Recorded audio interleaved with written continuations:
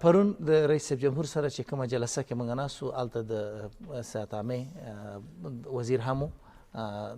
نور وزیران هم ناست او د ولایتونو ټول والیان هم او هلته هغې ته سپارښتنه وشوله چې نه یوازې د ملي تلویزیون چلول کې نور رسنیو سره هم باید په ګډه کار وکړو. زما هم هیله دا ده چې نور تلویزیونونه کې دي که هغه تولو دی که یک دی که شمشاد دی که لمر دی که موږ دی باید په ګډه کار وکړو. حتی ما په دې فکر وکړه که چېرته امکان ولري او دا مسله جدي کېږي نو موږ د RTA کرونا په اړه باندې موږ یو ځانګړی تلویزیون باید جوړ کړو او دا تلویزیون کې نه یوازې چې د ملي تلویزیون کارکوونکي کار وکړي بلکې د نورو تلویزیونونو همکاران هم موږ سره کار وکړي. د دې ترڅنګ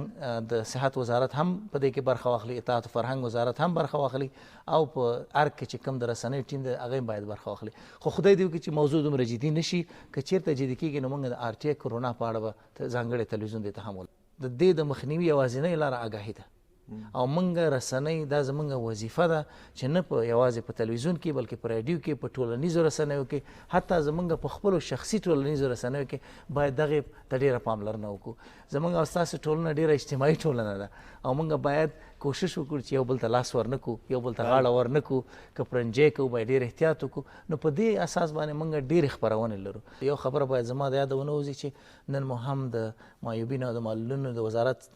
سره پیغام پرېښوده چې د اشارو په برخه کې هم موږ ته 2 کسان نن معرفي کړي چې دغه پوهاوی چې دی د اشارو په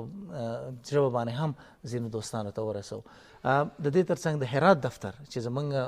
مخکې چې مې ویلې کرونا مرکز دی په متاسفانه په افغانستان کې هغې ته مې هدایت ورکړ. پرون مې د امیر سرور سره خبرې وکړې چې 1 ساعته ځانګړې خپرونه صرف د کرونا په اړه باید ولري. وخت چې که چېرته امکان ولري چې موږ یو اپلیکیشن جوړ کړو،